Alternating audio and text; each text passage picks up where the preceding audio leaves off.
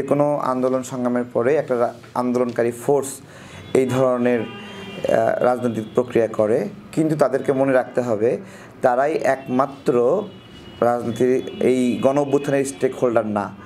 হ্যাঁ, এমনকি তারা যখন আপোষ করেছিল সেই সময়ে তাদের যে সাহসিকতা দেখিয়েছিলাম আমরা, তারা রাজু ভাস্কর্যের বাহিরে, ওই শাহবাগের বাহিরে তাদের কোনো কার্যক্রম নাই, কোনো অ্যাক্টিভিটি সেভাবে নাই।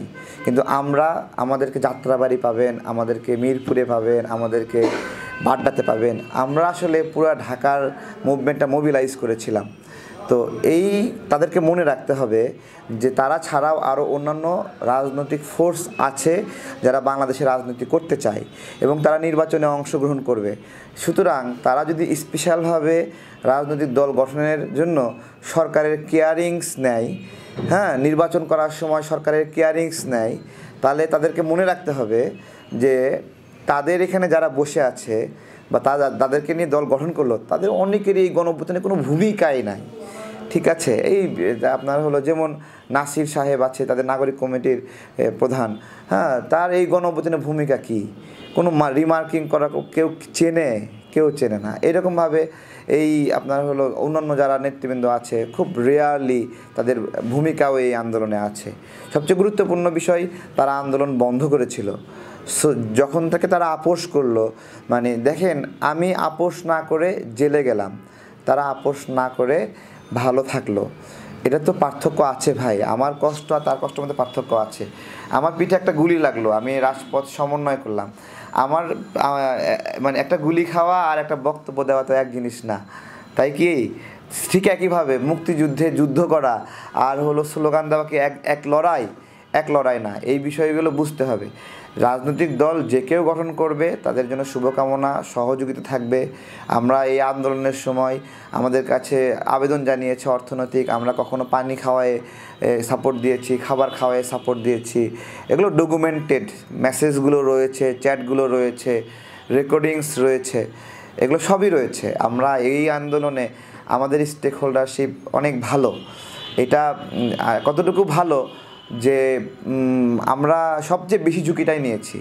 হ্যাঁ, গায়েবানা জানাজা নামাজ কেউ করতে পারছিল না। আমাদের কর্নেল মিয়া মশিউজ্জামান স্যার এখানে বিএনপি জামাত কেউ নামতে পারতেছিল না। তো ওই বিএনপি জামাতের কর্মীদেরকে নিয়ে বাইতুল মোকাররমে প্রথম রওনা দিয়েছেন এবং বাধাগ্রস্ত হয়েছেন। ওনার মতো সিনিয়র মানুষকে ধাক্কা দিয়েছে, গলা চেপে ধরেছে আমার। এগুলো অনেক ঘটনা রয়েছে এই গণ অভ্যুত্থানে। সো এই গণ অভ্যুত্থানে যে আপনার হলো স্পেশালভাবে কোনো টিম আপনার হলো তারুণ্যের প্রতীক আর আমরা বুড়া হয়ে গেছি, বিষয়টা এরকম না। হ্যাঁ, তো এখানে আমাদের বিপ্লবের যে এটা চুরি হয়ে গেছে। যাই হোক, দেশের মানুষ আস্তে আস্তে সব জানছে, সব দেখছে, তাদের আবার আচরণ দেখছে। আবার আপনারা দেখবেন যারা সচিবালয় বিটে কাজ করেন, দেখবেন যে সচিব মাঝখানে বসে আছে, দুই পাশে দুই শিশু সচিব বসে আছে। শিশু সচিব এখানে কি করে? সে নাকি বড় সচিবকে শেখাচ্ছে নৈতিকতা, নীতি, বিভিন্ন বিষয় গাইড করছে, পাহারা দিচ্ছে। অদ্ভুত একটা এখানে সিনিয়র আমলারা বছরের পরে বছর সেবা দিচ্ছে রাষ্ট্রের। তাদের মাঝে অনেকে আওয়ামী লীগ আছে, আওয়ামী লীগদেরকে বাদ না দিয়ে তাদের পাশে শিশু সচিবদেরকে বসিয়ে দিয়েছেন। আমাদের সঙ্গে তামাশা করেন, তাই না? আওয়ামী লীগের সচিব আর আপনার শিশু সচিব, এই দুটা মিলিয়ে নিয়োগ বাণিজ্য ভাগ বাটোয়ার চলছে। এগুলোর জন্য তো বিপ্লব হয়নি। এই শিশু সচিবদের অত্যাচারে এই সচিবালয় অতিষ্ঠ হয়ে আছে।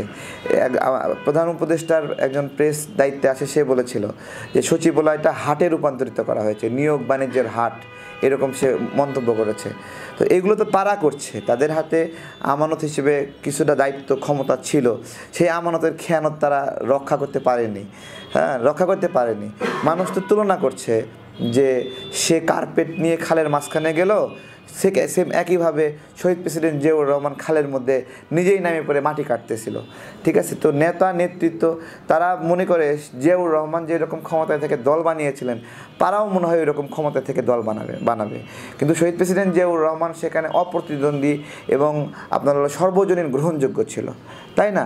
এইখানে কিছু বাম নেতারা এখানে এই বিপ্লবের মালিকানা চুরি করছে। সেই বাম নেতারা মালিকানা চুরি করে এখন যদি শহীদ প্রেসিডেন্ট জিয়াউর রহমানের মতো যদি চিন্তা করে তারাও একটা এরকম করে রাষ্ট্রীয় পৃষ্ঠপোষকতা ব্যবহার করে দল বানায় ফেলবে, শিশু সচিব দিয়ে সচিবালয় কন্ট্রোল করবে, এইটা তো আসলে মানার মতো না।